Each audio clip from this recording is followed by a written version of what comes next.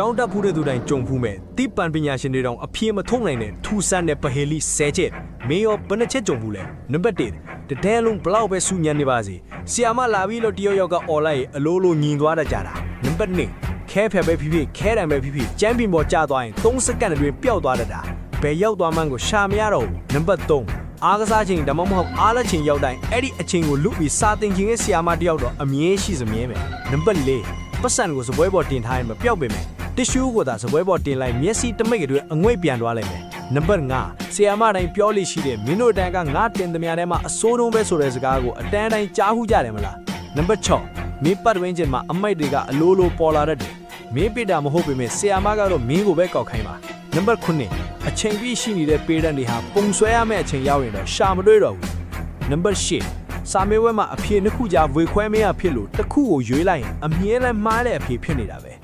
ဒါနဲ့နေပါအောင်စာမေးပွဲကလည်းနီးနေပြီစာရရောနေလို့ TikTok ကြည့်နေတာလားမင်းမိသွားပြီနော်ဟာဟာစာသွားကြက်တော့